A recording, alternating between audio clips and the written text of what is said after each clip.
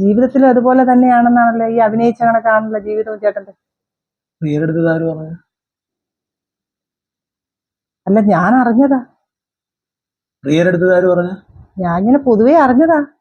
പ്രിയ എന്റെ ഇന്റർവ്യൂ എടുക്കാനല്ലേ വന്നാ? എന്റെ ഇന്റർവ്യൂ എടുക്കാനല്ലേ വന്നാ? എന്റെ ഇന്റർവ്യൂ എടുക്കാനല്ലേ വന്നാ? എന്റെ ഇന്റർവ്യൂ എടുക്കാൻ തന്നെ വന്നാ? എന്റെ ഇന്റർവ്യൂ എടുത്താൽ മതി. എന്റെ ലൈഫ് എന്ത് ചോദിക്കട്ടെ, പറഞ്ഞാട്ടല്ല. എന്റെ ഈ സാമാനം വെച്ച് നിർത്തിക്കോ. ഈ സാമാനം ഇതിനകത്ത് യൂട്യൂബിൽ എങ്ങനെ അപ്ലോഡ് ചെയ്താ വീട്ടിൽ അറിയാൻ പറ്റും.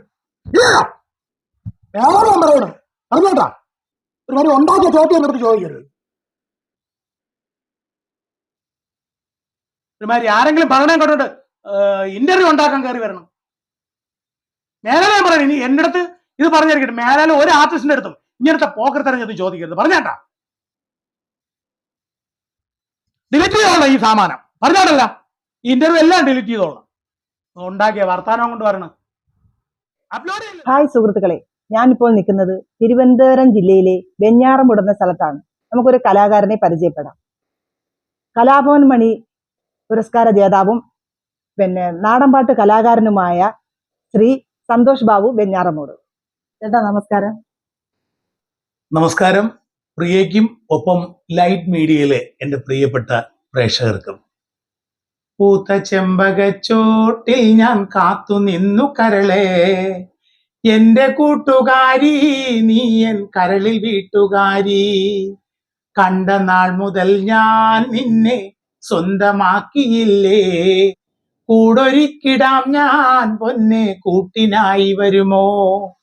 താറുള്ളി പോലെ മുടിയിഴ കണ്ട, താരകൾ പോലെ മിഴികൾ കണ്ട, രാവൊള്ളി പോലെ പുഞ്ചിരി കണ്ട, ചാട്ടുള്ളി പോലെ നോട്ടം കണ്ട, കരളലിഞ്ഞു പോകും പിന്നെ ആരും വീണു പോകും. ഉള്ളെടുത്ത പെണ്ണേ നീയൻ ഉയരളത്തിടാതെ, പൂത്ത ചെമ്പകച്ചോട്ടിൽ ഞാൻ കാത്തു നിന്നു കരളെ, എന്റെ കൂട്ടുകാരി നീയൻ കരളിൽ വീട്ടുകാരി. സൂപ്പർ, താങ്ക് യു ചേട്ടാ. എത്ര വർഷമായി കലാരംഗത്ത് വന്നിട്ട്? കലാരംഗത്ത് ഞാൻ വന്നിട്ട് ഇത് 22ാമത്തെ വർഷമാണ്. ഞാൻ ഓൾറെഡി ഒരു മിമിക്രി കലാകാരനായിരുന്നു.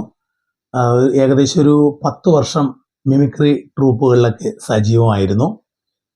മിമിക്രി കേട്ട് തുടങ്ങിയത്, മിമിക്രിയിലോട്ട് കൂടുതൽ താല്പര്യം തോന്നിയത് ഞാനൊക്കെ ഗുരുസ്ഥാനികനായിട്ട് കാണുന്ന നമ്മുടെ എല്ലാം പ്രിയപ്പെട്ട എൻ്റെ നാട്ടുകാരനും ജ്യേഷ്ഠ സഹോദരനുമായിട്ടുള്ള സുരാജ് വെഞ്ഞാറമൂടിൻ്റെ മിമിക്രി കേട്ടിട്ടാണ് മിമിക്രിയിലേക്ക് വരാൻ ഒരു പ്രചോദനമുണ്ടായത്. മിമിക്രിയിൽ നിന്ന് ഞാനൊക്കെ മിമിക്രിയിൽ നിൽക്കുന്ന സമയത്താണ് മണിച്ചേട്ടൻ മലയാള സിനിമയിലേക്ക് ഇങ്ങനെ കടന്നു വരുന്നതും അദ്ദേഹത്തിൻ്റെ നാടൻ പാട്ട് കേൾക്കുകയും എനിക്ക് മണിച്ചേട്ടനോടൊരു പ്രത്യേക ഒരു ആരാധന തോന്നുകയും അദ്ദേഹത്തിൻ്റെ പാട്ട് അദ്ദേഹത്തിൻ്റെ ശബ്ദത്തിൽ ഞാൻ പാടാൻ ശ്രമിക്കുകയും. ഇപ്പം ഞാൻ പാടി തുടങ്ങിയ സമയത്തൊന്നും എനിക്ക് അറിയില്ലായിരുന്നു ഇത്രയും ഇപ്പോൾ എന്നെ അറിയപ്പെടുന്ന ഒരു പക്ക നാടൻ പാട്ട് കലാകാരനായിട്ടാണ്. അതുപോലെ തന്നെ എൻ്റെ ജീവിതത്തിലെ ഏറ്റവും വലിയ ഭാഗ്യം എന്ന് പറയുന്നത് സുരാജണ്ണൻ മുഖേന എനിക്ക് മണിച്ചേട്ടനെ പരിചയപ്പെടാൻ പറ്റി. മണിച്ചേട്ടനോട് ഏകദേശം എനിക്ക് ഒരു 8 വർഷത്തോളം അദ്ദേഹമായിട്ട് ഫോൺ വിളിക്കാനും അദ്ദേഹത്തെ ഒരുപാട് പരിപാടിക്ക് എനിക്കിവിടെ കൊണ്ടുവരാനൊക്കെ പറ്റിയിട്ടുണ്ട്. ഒരു സമൂഹ വിവാഹം ഉദ്ഘാടനം ചെയ്യാൻ, ഒരു ക്രിസ്മസിന് മുന്നോടിയായ ഒരു പള്ളിയിൽ ഒരു പരിപാടി ഉദ്ഘാടനം ചെയ്യാനും ഒക്കെ എനിക്ക് മണിച്ചേട്ടനെ കൊണ്ടുവരാൻ സാധിച്ചിട്ടുണ്ട്. അതിലുപരി അദ്ദേഹത്തോടൊപ്പം ഒരു സ്റ്റേജിൽ ഒരു മൈക്കിൽ ഞാനും മണിച്ചേട്ടനും കൂടെ പാടി. അതൊക്കെ എൻ്റെ ജീവിതത്തിൽ കിട്ടിയ ഏറ്റവും വലിയൊരു അംഗീകാരമായി ഞാൻ കാണുന്നു. ഒരുപാട് ഞാൻ ഇഷ്ടപ്പെടുന്ന സ്നേഹിക്കുന്ന ഒരാളാണ് മണിച്ചേട്ടൻ. ഇന്ന് അദ്ദേഹത്തിൻ്റെ പാട്ട് പാടിയാണ് ഞാൻ ജീവിക്കുന്നത്. പക്ഷെ പാടുന്ന പ്രോഗ്രാമിന് പോകുന്ന സ്ഥലത്തൊക്കെ മിമിക്രിയും അവതരിപ്പിക്കാറുണ്ട്, അത് ഞാൻ മറന്നിട്ടില്ല. അപ്പം എന്തായിരുന്നാലും മണിച്ചേട്ടൻ എന്ന് പറയുന്നത് എൻ്റെ ജീവവായുവാണ്. ഇപ്പോൾ പക്ക ഒരു നാടൻപാട്ട് കലാകാരനായിട്ടാണ് എന്നെ എല്ലാവരും അറിയപ്പെടുന്നത്. അതിലൊരുപാട് സന്തോഷം. ചേട്ടാ ഇപ്പോഴും ഏത് രംഗത്താണ് സജീവമായിട്ടിരിക്കുന്നത്? ഞാൻ തുടക്കത്തിൽ പ്രിയയുടെ അടുത്ത് പറഞ്ഞല്ലോ, ഞാൻ തുടക്ക സമയത്ത് 10 വർഷക്കാലം മിമിക്രിയിലായിരുന്നു. ഇപ്പോൾ 12 വർഷം കൊണ്ട് നാടൻ പാട്ടിൽ ഇങ്ങനെ സജീവമായിട്ട് നിൽക്കുകയാണ്. ഇപ്പോൾ എനിക്ക് എൻ്റെ നേതൃത്വത്തിലുള്ള ഷിബു സാരഥി എന്ന് പറയുന്ന കലാകേരളത്തിന് ഒരുപാട് നല്ല നല്ല പ്രോഗ്രാമുകൾ സംഭാവന ചെയ്ത ഷിബു സാരഥി എന്ന് പറയുന്ന എൻ്റെ ഒരു സുഹൃത്ത് പ്രൊഡ്യൂസ് ചെയ്യുന്ന തിരുവനന്തപുരം സാരഥി ഫോക്ക് ബാൻഡ് എന്ന ട്രൂപ്പിലാണ് ഞാൻ കളിക്കുന്നത്. ഇപ്പോൾ കഴിഞ്ഞ സീസണിൽ കളിച്ച പ്രോഗ്രാമിൻ്റെ പേര് തുടിമുഴക്കം എന്നായിരുന്നു. ഇനി വരാൻ പോകുന്ന ഇയറിൽ കളിക്കുന്ന പ്രോഗ്രാമിൻ്റെ പേര് മണിച്ചിലമ്പെന്നാണ്.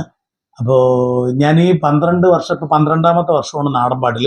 ഈ 10 വർഷവും നാടൻപാട്ട് ട്രൂപ്പുകളിൽ ഒരുപാട് നല്ല ട്രൂപ്പുകളിൽ ഞാൻ സഹകരിച്ചിട്ടുണ്ട്.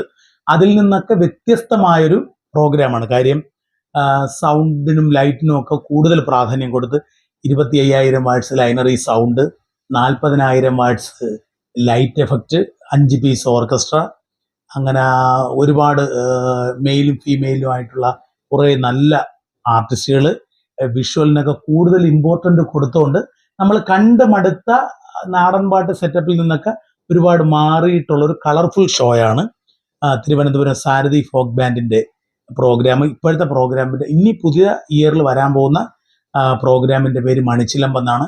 ഗംഭീരമായൊരു ഷോയാണ്. അതോടൊപ്പം തന്നെ എൻ്റെ കൂടെ എനിക്ക് കിട്ടിയ ഏറ്റവും വലിയൊരു ഭാഗ്യം എന്ന് പറഞ്ഞാൽ ഈ നാടൻപാട്ട് രംഗത്ത് എൻ്റെ കൂടെ പ്രവർത്തിക്കുന്ന കുറേ കഴിവുറ്റ കുറേ കലാകാരന്മാരുണ്ട്. ഇപ്പം എൻ്റെ കൂടെ 8-9 വർഷം കൊണ്ട് നിൽക്കുന്ന ചന്തു വർക്കല എന്ന് പറയുന്ന നല്ലൊരു ആർട്ടിസ്റ്റ് ഉണ്ട്. അതുപോലെ തന്നെ സാജൻലാൽ ആറ്റിങ്ങൽ എന്ന് പറയുന്ന നല്ലൊരു ആർട്ടിസ്റ്റ് ഉണ്ട്. ഇവർ രണ്ടുപേരും സിംഗർമാരാണ്. പിന്നെ എൻ്റെ കൂടെ 8 വർഷം കൊണ്ട് ഓർക്കസ്ട്ര പ്ലേ ചെയ്യുന്ന ആശിർ നെടുമങ്ങാട് എന്ന് പറയുന്ന സുഹൃത്തുക്കളുണ്ട്. അപ്പോൾ ഈ നാടൻപാട്ട് രംഗത്ത് കുറേ നല്ല സുഹൃത്തുക്കളുണ്ട്. അപ്പം എനിക്ക് എത്ര കഴിവുണ്ടെന്ന് പറഞ്ഞിട്ടും കാര്യമില്ല. കാര്യം നമ്മളെ കൂടെ നിൽക്കുന്നവരും നമുക്കൊപ്പം നിൽക്കുമ്പോഴേ നമുക്കൊരു പ്രോഡക്റ്റ്, ഒരു പ്രോഗ്രാം ഗംഭീരമായിട്ട് നമുക്ക് പ്രേക്ഷകർക്ക് കൊടുക്കാൻ പറ്റും. അല്ലാതെ ഒരു സന്തോഷ് ബാബു മാത്രം വിചാരിച്ചിട്ടൊന്നും സാധിക്കാനില്ല, അല്ലേ? ശരിയല്ലേ? അപ്പം നമ്മളെ കൂടെ നിൽക്കുന്നവരും നമുക്കൊപ്പം നിൽക്കുമ്പോഴാണ് ഒരു പ്രോഡക്റ്റ് ഉണ്ടാവുന്നത്. അങ്ങനെ വിശ്വസിക്കുന്ന ഒരാളാണ് ഞാൻ. അപ്പോൾ ഞാനിപ്പോൾ എൻ്റെ കൂടെ നിൽക്കുന്ന ആർട്ടിസ്റ്റേക്കാണ് ഞാൻ കൂടുതൽ പ്രാധാന്യം കൊടുത്ത് നിർത്തിയിരിക്കുന്നത്. അവരൊക്കെ തന്നെയാണ് നമ്മുടെ ഏറ്റവും വലിയ വിജയം. അത് നമുക്ക് സങ്കടങ്ങൾ ഉണ്ടാകുമ്പോഴും നമ്മൾ സന്തോഷങ്ങൾ ഉണ്ടാകുമ്പോഴും ഇവർ എപ്പോഴും നമ്മുടെ ഈ സുഹൃത്ത് വലയത്തിലുണ്ട്. അതുപോലെ തന്നെ എൻ്റെ കൂടെ പാടാൻ നിൽക്കുന്ന അഭിനവ് സന്തോഷ് എൻ്റെ മകനാണ്. എൻ്റെ മകനും എൻ്റെ ട്രൂപ്പിൽ ഇപ്പോൾ കൂടെ ഉണ്ട് സാരഥിയിൽ. അതുപോലെ തന്നെ എൻ്റെ കൂടെ ചെണ്ട പ്ലേ ചെയ്യുന്ന സുബീഷ് കുമാരപുരം, അതുപോലെ തന്നെ സൗണ്ട് വർക്ക് ചെയ്യുന്ന ഷിബു ചിറയൻകീഴ്, അവരൊക്കെ നമ്മുടെ ജീവിതത്തിൻ്റെ ഒരു ഭാഗമാണ്. അവരൊക്കെ നമ്മളെ കൂടെ ഏത് ട്രൂപ്പിൽ പോയാലും അവരൊക്കെ നമ്മളെ കൂടെ വരുന്നവരാണ്. അവരെയൊന്നും നമുക്ക് ഒരിക്കലും മറക്കാൻ പറ്റില്ല. ചേട്ടാ ശരിക്കും ഞങ്ങൾ ഞെട്ടിപ്പോയി കേട്ടോ. എന്ത് മൊമെന്റുകളായത്! എന്താ ചേട്ടാ ഇതിന്റെ രഹസ്യം? ഇതിൽ പ്രത്യേകിച്ച് രഹസ്യങ്ങളൊന്നുമില്ല. ഇത് നമ്മൾ ഓരോ സ്ഥലത്തും നമ്മളെ ഗസ്റ്റായിട്ടൊക്കെ വിളിക്കും, വിശിഷ്ട അതിഥിയായിട്ട് വിളിക്കും, ഉദ്ഘാടനത്തിന് വിളിക്കും, സമ്മാനദാനം നിർവഹിക്കാൻ വിളിക്കും. അങ്ങനെയൊക്കെ വിളിക്കുമ്പോൾ നമ്മളവിടെ ചെന്ന് പിന്നെ എന്നെ സംബന്ധിച്ചുള്ളൊരു കാര്യം എന്ന് പറഞ്ഞാൽ ഞാൻ ഈ പൈസയുടെ മൂല്യം നോക്കിയല്ല ഒരു പരിപാടി. എനിക്ക് പൈസ തരാത്തൊരു പരിപാടി, പേയ്മെൻറ്റ് കിട്ടാത്തൊരു പ്രോഗ്രാം ആണെങ്കിൽ കൂടി ഞാൻ എന്നാൽ കഴിയുന്ന രീതിയിൽ അവിടെ പെർഫോം ചെയ്യും. അതൊരിക്കൽ മണിച്ചേട്ടൻ എന്നോട് പറഞ്ഞിട്ടുണ്ട്, സന്തോഷേ നമുക്കൊരു സദ്യ കിട്ടിയാൽ അത് ഭംഗിയായിട്ട് കഴിച്ച് എണീക്കണം എന്ന് പറയും പോലെ നമുക്കൊരു സ്റ്റേജ് കിട്ടിയാൽ മാക്സിമം നമ്മളത് യൂട്ടിലൈസ് ചെയ്യണം. അവിടെ എത്ര പേയ്മെൻറ്റ് കിട്ടുന്നു, എത്ര പേയ്മെൻറ്റ് കിട്ടിയില്ല എന്നുള്ളതല്ല. നമുക്കൊരു വേദി കിട്ടിയാൽ നമ്മൾ മാക്സിമം അവിടെ എത്രത്തോളം നമ്മുടെ കഴിവ് നമുക്ക് അവിടെ പ്രകടിപ്പിക്കാൻ പറ്റുമോ അത് ചെയ്യണം. അപ്പം ഞാൻ എന്നെ ഒരു പരിപാടിക്ക് വിളിച്ചാൽ ഞാൻ മാക്സിമം, ഞാൻ സ്കൂളുകളിലൊക്കെ പോയി 2 പാട്ട് പാടിയാൽ മതി സന്തോഷം എന്ന് പറഞ്ഞ് വിളിക്കുന്നിടത്തും ഞാൻ ചിലപ്പോൾ 2 പാട്ട് പാടുമ്പോൾ വീണ്ടും ഒരു പാടാൻ ആവശ്യപ്പെടും. ഞാൻ ചിലപ്പോൾ 10 പാട്ട് പാടും, ചിലപ്പോൾ 1 മണിക്കൂർ നിൽക്കും. അപ്പം അതുകൊണ്ട് അങ്ങനെയൊക്കെ ചെയ്യുമ്പോൾ അവർക്ക് നമ്മളോടുള്ളൊരു സ്നേഹം കൊണ്ട് അവരിങ്ങനെ സ്നേഹോപകാരമായിട്ട് തരുന്നതാണ് ഈ കാണുന്നതല്ല. ഇതൊന്നുമല്ല, നമ്മുടെ റൂമിനകത്ത് അലമാരയ്ക്കകത്തിരിപ്പുണ്ട്. ഇവിടെ കുറേ ഞാൻ കൂട്ടി വെച്ചിട്ടുണ്ട്.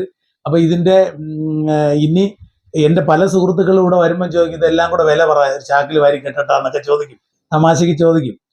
പക്ഷേ പലരും എന്നെ കാണാൻ ഇവിടെ വരുമ്പോൾ ഓരോ പ്രോഗ്രാമിന് ക്ഷണിക്കാൻ വരുമ്പോഴും അവർ ഈ മൊമെൻ്റെയൊക്കെ ഷൂട്ട് ചെയ്തുകൊണ്ട് പോകും. എന്നെ നിർത്തി ഒരു വീഡിയോ എടുത്തുകൊണ്ടൊക്കെ പോകുമ്പോൾ നമുക്കതൊരു സന്തോഷമല്ലേ. കാര്യം നമ്മളൊക്കെ നാളെ മരണപ്പെട്ടു പോയാലും ഈ മൊമെൻ്റോ എങ്കിലും നമ്മുടെ ഒരു ഇതായിട്ട് ഇവിടെ ഇരിക്കുമല്ലോ. ഒരു രസകരമായ സംഭവം പറയാം. എൻ്റെ ചേട്ടൻ്റെ മോൻ ഇവിടുത്തെ പഞ്ചായത്ത് മെമ്പറാണ്, സുരേഷ് കുമാർ.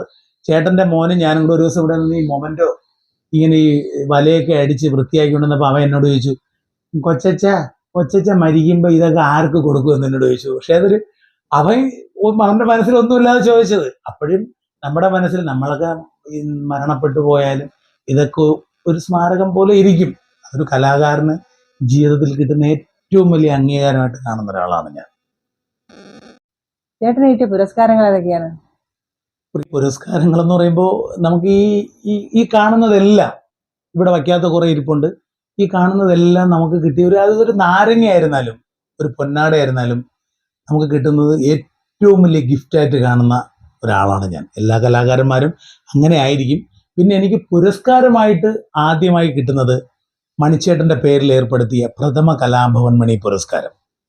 അതാണ് എനിക്ക് ആദ്യമായിട്ടൊരു പുരസ്കാരമായിട്ട് എനിക്ക് കിട്ടുന്നത്. അതെൻ്റെ ജീവിതത്തിലെ ഏറ്റവും വലിയ ഓസ്കാറായിട്ട് ഞാൻ ഇന്നും കാത്തു സൂക്ഷിക്കുന്ന ഒരാളാണ്. പ്രഥമ കലാഭവൻ മണി പുരസ്കാര ജേതാവ് എന്ന് തന്നെയാണ് അറിയപ്പെടുന്നത്. പിന്നെ പിന്നെ അത് കഴിഞ്ഞിട്ട് എനിക്ക് കിട്ടുന്നത് സരസൻ കൊട്ടാരക്കര എന്ന് പറയുന്ന വലിയൊരു മിമിക്രി കലാകാരനുണ്ടായിരുന്നു. കൊട്ടാരക്കരയുള്ള ആളാണ്. പുനലൂർ ജനകീയ കവിതാവേദി ഏർപ്പെടുത്തിയ സരസൻ കൊട്ടാരക്കര പുരസ്കാരം. അതും രണ്ടാമത്തെ പ്രാവശ്യം എനിക്ക് കിട്ടി. പിന്നെ എനിക്ക് കിട്ടുന്നത് 2023 മണിച്ചേട്ടനെ പോലെ തന്നെ നാടൻ പാട്ടിൻ്റെ ലെജൻഡായിട്ടുള്ള ബാനർജിയുടെ പാട്ടുകളൊക്കെ എനിക്ക് ഭയങ്കര ഇഷ്ടമാണ്. ബാനർജിയുടെ പേരിൽ നവഭാവന ചാരിറ്റബിൾ ട്രസ്റ്റ് ഏർപ്പെടുത്തിയ പുരസ്കാരം 2023 എനിക്ക് കിട്ടി. അത് കലയുടെ നെടും തൂണായ സൂര്യ കൃഷ്ണമൂർത്തി സാറിൻ്റെ നിന്നും ജോർജ് ഓണർക്കൂർ സാറിൻ്റെ കയ്യിൽ നിന്നുമാണ് ഞാനത് ഏറ്റുവാങ്ങിയത്.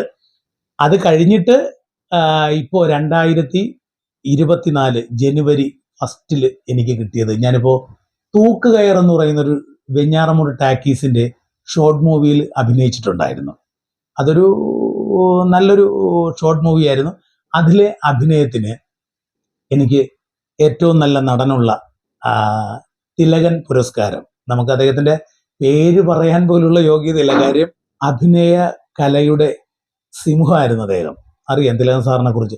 അപ്പോൾ അദ്ദേഹത്തിൻ്റെ പേരിൽ നവഭാവന ചാരിറ്റബിൾ ട്രസ്റ്റ് ഏർപ്പെടുത്തിയ തിലകൻ പുരസ്കാരം ഇപ്പോൾ 2024 എനിക്ക് കിട്ടി. ആ പുരസ്കാരമാണ് താണ്ടെ ഈ ഇരിക്കുന്നത്.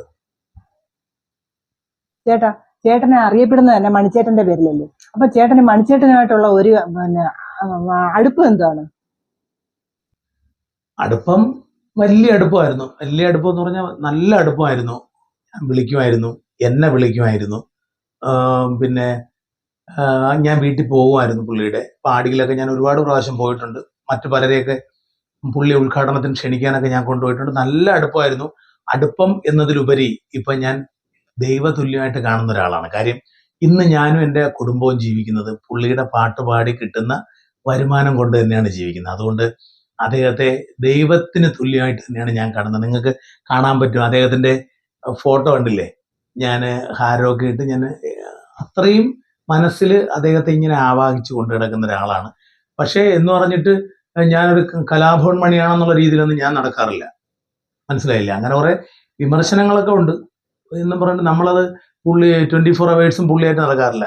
പുള്ളിയുടെ പാട്ട് പാടുന്നു. അതെനിക്ക് തോന്നുന്നു സ്റ്റേജിൽ നമ്മൾ കയറി മൈക്ക് കൈകൊണ്ട് എടുക്കുമ്പോൾ പുള്ളിയുടെ പാട്ട് പാടുമ്പോൾ എന്തൊക്കെയോ ഒരു ശക്തി ദൈവം തരുന്നു, അങ്ങ് പാടി പോകുന്നു. പിന്നെ പക്ഷെ പുള്ളിയുടെ പാട്ട് പാടുമ്പോൾ കിട്ടുന്നൊരു എനർജി വേറൊരു ലെവലാണ്. അത് ചിലപ്പോൾ എനിക്ക് തോന്നുന്നു പുള്ളിയെ ഞാൻ കൂടുതൽ സ്നേഹിക്കുന്നുണ്ടായിരിക്കും. അതായിരിക്കും എനിക്ക് ഇത്രയും ഒരുവിധം പാടി പോവാനും പറ്റുന്നത്. അതിന് ഞാൻ ഈ ഒരു കഴിവ് എനിക്ക് തന്നതിന് ദൈവത്തോട് ഞാൻ അങ്ങേയറ്റം നന്ദി പറയുന്നു. കാര്യം പിന്നെ എനിക്ക് കിട്ടിയ ഏറ്റവും വലിയ ഭാഗ്യം എന്ന് പറഞ്ഞാൽ അദ്ദേഹത്തിൻ്റെ ഒരു ഏകദേശം 1200ഓളം പാട്ടുകൾ നാടൻ പാട്ടും ഡിവോഷണൽ സോങ്സുമായിട്ട് അദ്ദേഹം പാടിയിട്ടുണ്ട്. അതിലൊരു 80% പാട്ട് ഞാൻ പാടും. എല്ലാ ടൈപ്പ് പാട്ടുകളും ഞാൻ പാടും. അപ്പോൾ അതെനിക്ക് തോന്നുന്നു അദ്ദേഹത്തെ അത്ര ഇഷ്ടപ്പെടുന്നുണ്ടായിരിക്കും. അദ്ദേഹത്തിൻ്റെ പാട്ടാണ് കൂടുതൽ കേൾക്കുന്നത്. ഇപ്പം അതൊരു ആസ്വാദകൻ എന്ന രീതിയിൽ അതിനപ്പുറത്തേക്ക് എൻ്റെ ജീവിത മാർഗമാണ്. മണിച്ചേട്ടൻ്റെ പാട്ട് പാടി ഒരുപാട് കലാകാരന്മാർ ജീവിക്കുന്നുണ്ട്. പക്ഷെ പറമ്പിൽ അതൊരു കല്യാണ വീട്ടിലായിരുന്നാലും ഒരു ഉത്സവ ആഘോഷത്തിനായിരുന്നാലും വേറൊരു ഫംഗ്ഷനിലായിരുന്നാലും ഒരു സ്കൂളിലായിരുന്നാലും മണിച്ചേട്ടൻ്റെ പാട്ട് പാടുമ്പോൾ ഉണ്ടാവുന്ന ഒരു എഫക്റ്റ് വേറെ തന്നെയാണ്. അത് പറഞ്ഞറിയിക്കാൻ പറ്റില്ല. ചേട്ടന് കലാഭവൻ ചേട്ടന്റെ ഏറ്റവും ഇഷ്ടപ്പെട്ട ഒരു പാട്ട് ഏതാ? അത് ഇഷ്ടപ്പെട്ട പാട്ടെന്ന് പറയുമ്പോൾ എനിക്ക് മണിച്ചേട്ടൻ പാടിയ എല്ലാ പാട്ടുകളും ഇഷ്ടമാണ്. ഫേവറേറ്റ് ആയിട്ടുള്ള ഒരു പാട്ട് പാടാമോ? ഫേവറേറ്റ് ആയിട്ടുള്ള ഒരു പാട്ടെന്ന് പറഞ്ഞാൽ ചിലപ്പോൾ ഓരോരുത്തർ ഫോൺ വിളിച്ചൊക്കെ എൻ്റെ ഒരു പാട്ട് പാടാൻ പറയുമ്പോൾ ഞാൻ ആദ്യം പാടി കൊടുക്കുന്ന പാട്ട് മുമ്പായി കുച്ചാണ്ട് പാണം കത്തണുമാ പഴല പൊട്ടിച്ച് പാപ്പണ്ടാക്കണുമാ. വയറ് കത്യാലി എന്റെ കൊടല് കത്തണുമാ. പ്രാണം വെടഞ്ഞിട്ട് ദൈവേ ഓണം പാഴാക്കണുമാ. അത്തം കഴിഞ്ഞാലോ പിന്നെ ഓണം വരുവെന്ന് ഇമ്മിണി നാളായിട്ടച്ഛൻ കൊഞ്ചി പറയാറില്ലേ. ഉമ്പായി കുച്ചാണ്ട് എന്റെ പാണം കത്തണുമാ. വാഴല പൊട്ടിച്ച് പാപ്പണ്ടാക്കണുമാ. പിന്നെ മണിച്ചേട്ടന്റെ പാട്ടിന്റെ ഏറ്റവും വലിയ പ്രത്യേകത എന്ന് പറഞ്ഞാൽ അതിന്റെ വരികളാണ്. ഇപ്പൊ ഞാന് പ്രിയോട് കാര്യം പറയുമ്പോഴാണ് മണിച്ചേട്ടന്റെ ചില പാട്ടിന്റെ വരി. ഓടണ്ട ഓടണ്ട ഓടിത്തളരണ്ട, ഓമന പൂമുഖം പാടിടേണ്ട, ഓമന പൂമുഖം പാടാതെ സൂക്ഷിച്ചാൽ ഓമന ചുണ്ടത്തൊരുമ നൽകാം. കുഞ്ഞിനാള് ചെറുപ്പത്തിലല്ലടി എന്റെ കുഞ്ഞേലി നിന്നെ ഞാൻ കണ്ടതല്ലടി. നിന്റെ അച്ഛനുള്ളൊരു കാലത്തിലല്ലടി എന്റെ കുഞ്ഞേലി നിന്നെ ഞാൻ കണ്ടതല്ലേടി. നിന്റെ കാതി കിടക്കണ കാതിലൊലക്ക് കട്ടതല്ലേടി പ്രിയ നീ കട്ടതല്ലേടി. നിന്റെ അച്ഛനുള്ളൊരു കാലത്തിലല്ലടി എന്റെ കുഞ്ഞേലി നിന്നെ ഞാൻ കണ്ടതല്ലേടി. പരാന്ന് പറഞ്ഞിട്ട് ചേട്ടൻ പരാതിരിക്കരുതേ, പരാതിരുന്നാലോ ചേട്ടന്റെ പരാതി തീരൂല. ഇതാണ് മണിച്ചേട്ടന്റെ പാട്ടിന്റെ ഏറ്റവും വലിയ പ്രത്യേകത. അതാണ് ഏതൊരു കുഞ്ഞു കുട്ടിക്കും. പിന്നെ വേറൊരു കാര്യമുള്ളത്, മണിച്ചേട്ടന്റെ പാട്ട് എല്ലാവർക്കും അറിയാം. അതുകൊണ്ട് വരികളൊന്നും തെറ്റിച്ച് പാടാൻ പറ്റില്ല. വരികൾ കറക്റ്റ് എല്ലാവർക്കും മൈന്യൂട്ടായിട്ട് അറിയാം. അപ്പോൾ അതാണ് മണിച്ചേട്ടന്റെ പാട്ടിന്റെയൊക്കെ ഏറ്റവും വലിയ പ്രത്യേകത. ചേട്ടന്റെ ഈ കലാജീവിതത്തിൽ വിമർശനങ്ങൾ നേരിടേണ്ടി വന്നിട്ടുണ്ടോ? വിമർശനങ്ങൾ നേരിടേണ്ടി വന്നിട്ടുണ്ടോ എന്ന് ചോദിച്ചാൽ ഒരുപാട്, ഇപ്പോഴും നേരിട്ടുകൊണ്ടിരിക്കുന്നു. പിന്നെ കലാരംഗത്തുള്ള ലാലേട്ടൻ വിമർശനങ്ങൾ നേരിടുന്നില്ലേ, മമ്മൂക്ക നേരിടുന്നില്ലേ, ദാസേട്ടൻ നേരിടുന്നില്ലേ. അപ്പോ എല്ലാ കലാകാരന്മാർക്കും അത്യാവശ്യം ഫെമിലിയർ ആയിട്ടുള്ള എല്ലാവർക്കും കലാരംഗത്ത് വിമർശനങ്ങളുണ്ടല്ലോ. അതുപോലെ ഞാനൊരു ഭയങ്കര അറിയപ്പെടുന്ന ആളെന്നല്ല പറഞ്ഞത്. അപ്പൊ എല്ലാവർക്കും ഉള്ള പോലെ വിമർശനങ്ങൾ എനിക്കും നേരിടേണ്ടി വന്നിട്ടുണ്ട്, ഇപ്പോഴും നേരിട്ടുകൊണ്ടിരിക്കുന്നു. അത് എന്തിന്റെ അടിസ്ഥാനത്തിലാണെന്ന് പറഞ്ഞാൽ എനിക്കറിയില്ല. നമ്മുടെ കൂടെ നിന്നവർ പോലും നമ്മളെ കുറിച്ച് നമ്മൾ മനസ്സാവാതെ അറിയാത്ത വിഷമമുണ്ടാന്ന് ചോദിച്ചാൽ പിന്നെ വിഷമമില്ലേ. നമ്മൾ ചെയ്യാത്തൊരു കാര്യം നമ്മളെ കുറിച്ച് പറയുമ്പോൾ പ്രിയയ്ക്കായിരുന്ന വിഷമമില്ലേ. അപ്പൊ ഇത് പിന്നെ ഒരു കാര്യമുള്ളത്, ഒന്നുമില്ലാത്തവന് എന്തെങ്കിലും കിട്ടുമ്പോൾ കുറെ ആളുകൾക്ക് ചൊടിക്കുമല്ലോ, അത്രേ ഉള്ളൂ. അതിനെയൊക്കെ അതിന്റെ വഴിക്ക് വിടുക എന്നുള്ളതേ ഉള്ളൂ. അല്ലാതെ ഈ വിമർശനത്തിന്റെയൊക്കെ പുറകെ നടന്നാൽ നമ്മുടെ ലൈഫ് വേറൊരു സൈഡിൽ കൂടെ പോകും. ശരിയല്ലേ? പിന്നെ നമ്മുടെയൊക്കെ ജീവിതത്തിൽ ഏറ്റവും എനിക്കും പ്രിയയ്ക്കും ഒക്കെ കിട്ടിയിരിക്കുന്ന ഏറ്റവും വലിയ ഭാഗ്യം എന്തെന്നറിയോ? ദാസേട്ടൻ, ചിത്ര ചേച്ചി, ലാലേട്ടൻ, മമ്മൂക്ക, അങ്ങനെ ലെജൻഡ് ആയിട്ടുള്ള പേരെടുത്ത് പറയാൻ ഒരുപാട് പേരുണ്ട്. അവരൊക്കെ ജീവിക്കുന്ന ഈ കാലഘട്ടത്തിലും എന്നെപ്പോലൊരു പാവം കലാകാരൻ പാടി ജനങ്ങളുടെ കയ്യടി വാങ്ങുന്നില്ലേ? അതല്ലേ നമുക്ക് ഈശ്വരൻ തന്ന ഏറ്റവും വലിയ ഗിഫ്റ്റ് ഇല്ലേ? ചേട്ടാ, ഈ നാടൻ പാട്ടിനെ കുറിച്ച് ചേട്ടൻ പറഞ്ഞു, കലാമണി ചേട്ടനെ പറ്റിയും പറഞ്ഞു. ചേട്ടൻ ഈ അഭിനയ രംഗത്ത് വന്ന എങ്ങനെ? അഭിനയ രംഗത്ത് വന്നത് പ്രീമിയർ പത്മിനി എന്ന് പറയുന്ന നോബി, പിന്നെ അസീസ്, അവരൊക്കെ ചെയ്തുകൊണ്ടിരുന്നൊരു ഇതുണ്ടായിരുന്നു, ഷോർട്ട് മൂവി. അതിലാണ് ഞാൻ ആദ്യമായിട്ട് അഭിനയിക്കുന്നത്. ഒരു ക്രിക്കറ്റിന്റെ എപ്പിസോഡായിരുന്നു. അനൂപ് ബാഹുലേൻ എന്ന് പറയുന്ന എൻ്റെ ഒരു സുഹൃത്താണ് ഡയറക്റ്റ് ചെയ്ത. അപ്പൊ നോബി, അസീസും ഒക്കെ പറഞ്ഞു, ബിനു ബി കമൽ, ഇവരൊക്കെ പറഞ്ഞിട്ടാണ് എനിക്ക് അതിനകത്തൊരു വേഷം അവർ തരുന്നത്. പക്ഷേ ആ എപ്പിസോഡിൽ ഏറ്റവും കൂടുതൽ വൈറലായത് ഞാനാണ്.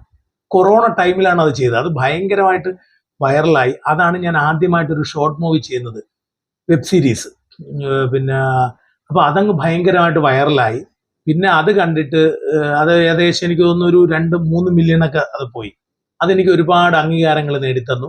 അത് കഴിഞ്ഞിട്ട് നമ്മുടെ ചിറയൻകീഴ് അനീഷ് അണ്ണന്റെ ലേഡീസ് ഹോസ്റ്റൽ എന്ന് പറയുന്ന അതിലേക്ക് ഈ കഥാപാത്രം കണ്ടിട്ട് എന്നെ അതിലേക്ക് വിളിക്കുകയും കിണറ്റിലെ പൂച്ച എന്ന് പറയുന്ന ഒരു എപ്പിസോഡിൽ നല്ലൊരു വേഷം, അത് മണിച്ചേട്ടനെ ആരാധിക്കുന്ന ഒരാളായിട്ട് വന്നു. അത് ഭയങ്കരമായിട്ട് വൈറലായി. പിന്നെ വെടി തുളസി എന്ന് പറയുന്നൊരു വെബ് സീരീസ്, അത് പോയിട്ട് വിജി ബി കമൽ എന്ന് പറയുന്ന എൻ്റെ ഒരു സുഹൃത്ത് ചെയ്ത പ്ലാനിങ് എന്ന് പറയുന്നൊരു വെബ് സീരീസ്, അതെല്ലാം അഭിനയിച്ചു. അതെല്ലാം കണ്ടതിന് ശേഷമാണ് ഈ തൂക്കുകയർ എന്ന ഷോർട്ട് മൂവിയിലേക്ക്, വെബ് സീരീസിലേക്ക് ഞാൻ വരുന്നത്. വെഞ്ഞാറമൂട് ടാക്കീസ് ആണ് അത് ചെയ്തത്. തൂക്കുകയർ കണ്ടായിരുന്നോ പ്രിയ? കണ്ടായിരുന്നു ചേട്ടാ, ഞാൻ ഉണ്ടായിരുന്നു. സൂപ്പർ ആയിരുന്നത്, നല്ല അഭിനയം. Thank you. തൂക്കുകയർ എന്ന് പറഞ്ഞ ഷോർട്ട് മൂവിയിൽ ഒരു നെഗറ്റീവ് കഥാപാത്രമാണ്, ഒരു വില്ലൻ കഥാപാത്രമാണ്, ഒരു പെണ്ണിനെ റാപ്പ് ചെയ്യണ ഒരു സീനൊക്കെ ഉണ്ട് അതിനകത്ത്. അതിന് ചേട്ടന് തിലകം പുരസ്കാരം കിട്ടിയല്ലോ. അതെ അതെ അതെ അതെ. ചേട്ടാ അതുപോലെ തന്നെയാണ് ജീവിതത്തിൽ അഭിനയിക്കുന്നതാണല്ലോ ആളുകളൊക്കെ പറയുന്നത്. എന്താ പറയാ? അല്ല, ചേട്ടൻ ജീവിതത്തിൽ അതുപോലെ തന്നെയാണെന്നാണല്ലോ, ഈ അഭിനയിച്ച കണക്കാണല്ലോ ജീവിതവും ചേട്ടന്റെ.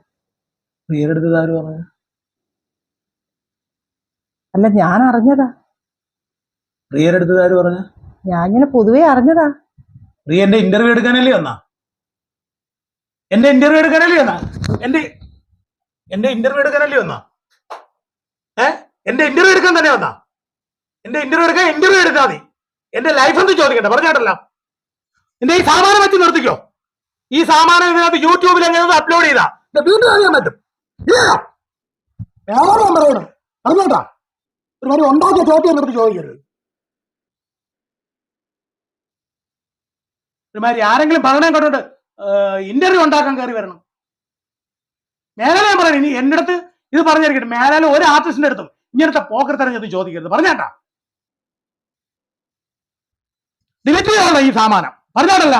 ഈ ഇന്റർവ്യൂ എല്ലാം ഡിലീറ്റ് ചെയ്തോളാം. ഉണ്ടാക്കിയ വർത്താനം കൊണ്ട് വരണം, അപ്ലോഡ് ചെയ്യല്ലത്.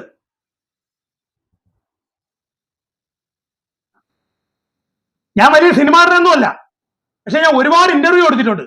ഇതേപോലെയാണ് ഈ കോപ്പിലെ ചോദ്യം എന്റെ ഒരു മനുഷ്യനും ചോദിച്ചിട്ടില്ല കേട്ടാ. ഇന്റർവ്യൂ എന്ന് പറഞ്ഞിട്ട് ഒരുങ്ങി കെട്ടി വന്നിട്ട് ഒരാളിന്റെ മുഖത്ത് നോക്കി ചോദിക്കണ ചോദ്യം, കോപ്പിലെ വർത്താനം. ഞാനാവുകൊണ്ട് അടിയരാ ഇപ്പൊ പറഞ്ഞു വിടും.